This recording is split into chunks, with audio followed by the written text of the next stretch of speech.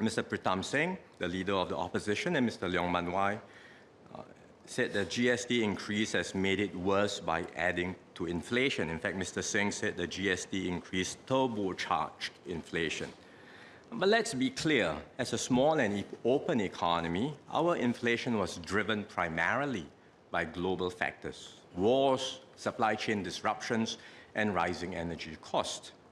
As Mr. Saktiandi Supat noted, even before the GST increase, prices were already going up globally and in Singapore. And here in Singapore, the central bank MAS had assessed that the effect of the GST increase on inflation would be transitory. Indeed, that was the case. In 2022, CPI inflation was 6.1%, 2022. Then, the GST went up by 1 percentage point on 1st Jan 2023, and another 1 percentage point on 1st Jan 2024. What happened to CPI inflation? It moderated to 4.8% in 2023 and came down further to 2.4% in 2024. Where is the turbocharging? Look, I know elections are approaching, but this chamber is not an election rally. Let's not get carried away by hyperbole and have a debate based on facts. In most other countries, poor budget marksmanship is when a government severely overestimates the revenue it will collect and underestimates its expenditure. That's what poor marksmanship is about.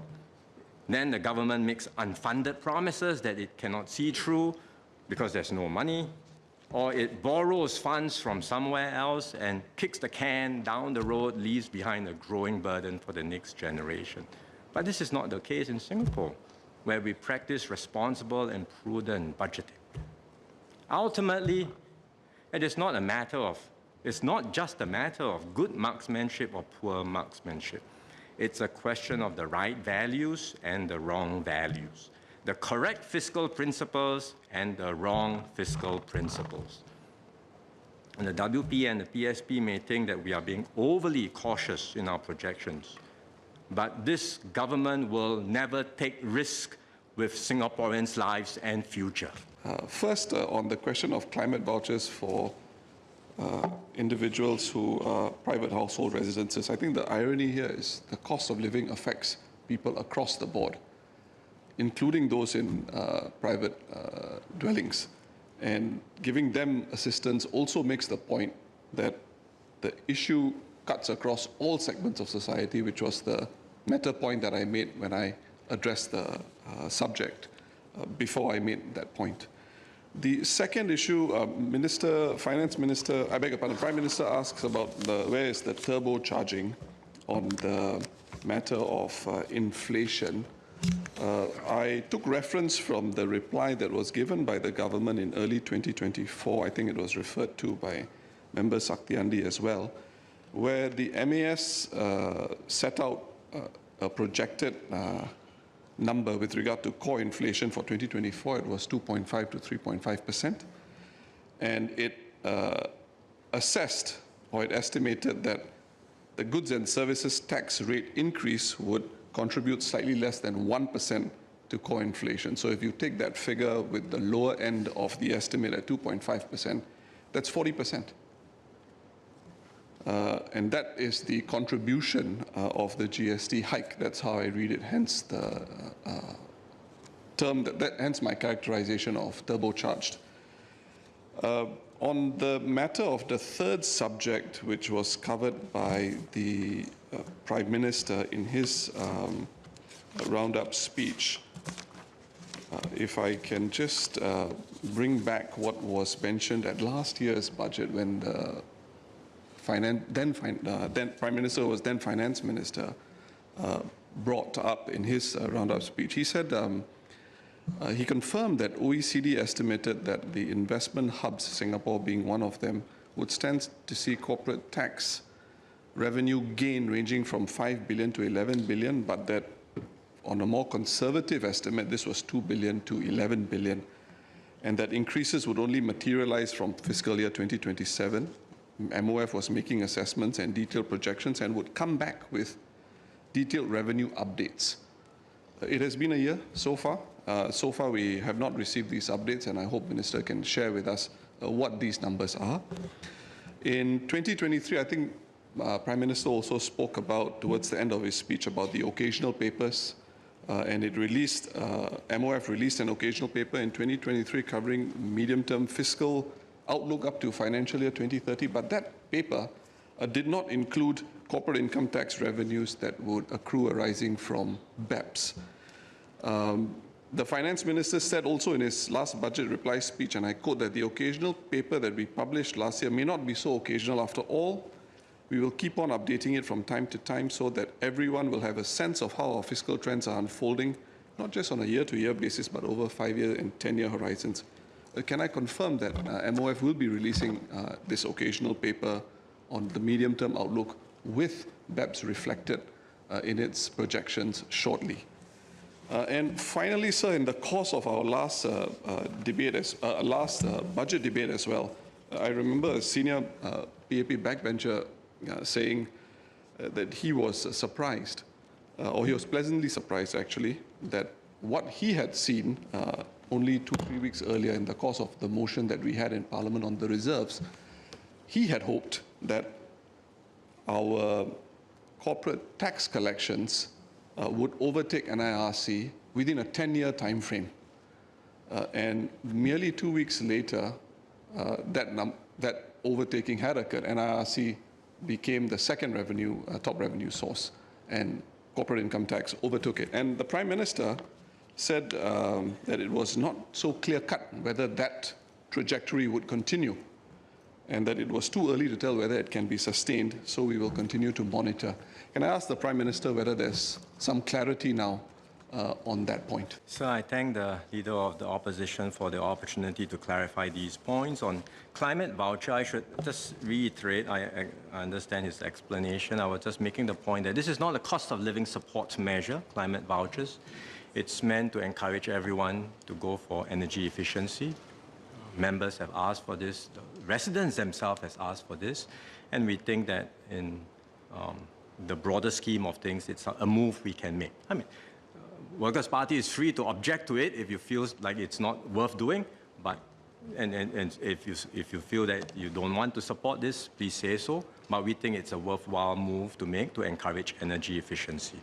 On the turbocharging of inflation and the explanation that Mr. Singh provided, I think he would have also, if he had read the reply he cited, read other MAS statements, which stated very clearly the impact of the GST on price levels is once-off, and it is transitory. The impact of inflation is transitory. And the explanation he gave that the impact of GST on inflation, the once-off effect or the transitory effect is high as a proportion of the base inflation actually doesn't make sense, because if I take that view, then I really should be raising GST at a time of very high inflation. Then the proportionate impact would be quite small, because the 1% on a very high inflation base means that there is very little impact. But if that's the case that the Workers' Party feels, then really there should not be any concern about the timing of the GST increase. The third set of questions, they are related, around corporate tax. Let me explain what the situation is. Go back to the beginning of the decade when we started looking at tax revenues. Actually, at that time, there was no certainty at all that corporate income tax would go up, even with BEPS, because remember, the stated objective of BEPS, not even this explicit stated objective, one of it is to transfer and reallocate profits to market jurisdictions, large economies, markets. We are going to be impacted by that very move. We would have profits reallocated from us, and we would be suffering. It has not worked out, or it still hasn't been implemented, this part of BEPS, But that was the beginning, what they wanted to do. That's why we were concerned, and that's why we didn't think that we would be able to get more revenues from corporate income tax. Later on, BEPS evolved and people started talking about having a minimum corporate tax of 15% applied across all countries. Yes, but that didn't mean that competition would disappear and everyone would just operate with a 15% corporate income tax. As I have explained, even with that consensus earlier struck on a minimum corporate income tax, countries were already carving out maneuvering space for themselves to introduce all sorts of different kinds of incentives in order to attract investments. This was the reality that we faced with. So even if the domestic top-up tax yields more revenue, we are very likely to have to also spend more to maintain our competitiveness. Thirdly, the situation today has gotten a lot fuzzier because the US has pulled out of the OECD consensus, and we have no clue at all how this will emerge in the coming years.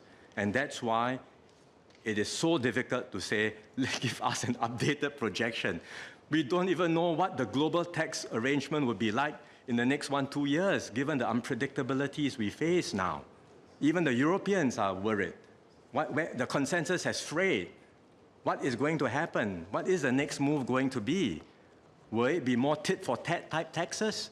Or will there be some global cooperation? It is really unclear. And that's why we are unable to provide any immediate or any updates to our corporate income tax revenues from BEPS in the near term. But certainly, as the situation gets clearer, we remain committed to providing further updates on our medium-term fiscal position, including revenues from BEPS, if any, pluses or minuses. And we will continue to publish these figures. But in the meantime, we are fortunate that even before the domestic top-up tax, the minimum corporate income tax has kicked in, companies have started to do more substantial activities out of Singapore, and our corporate income tax collections have gone up. That's a big plus for us, but as I have explained, it's too early to tell whether this is a lasting trend. But whatever it is, it's good that we are in such a position, and we will make good use of the revenues to ensure that Singaporeans benefit, to ensure that we continue to advance our goals. Next, on the occasional papers, I mentioned it, that we will be committed to publishing and updating them. We are unable to, there are no significant updates that we have been able to make in recent time, given the very complex global situation. That's why we have not updated any, given an update to the OP recently. But as I have said just now, when we get better clarity around our revenue position in particular, we will certainly be committed to providing an update to the OP.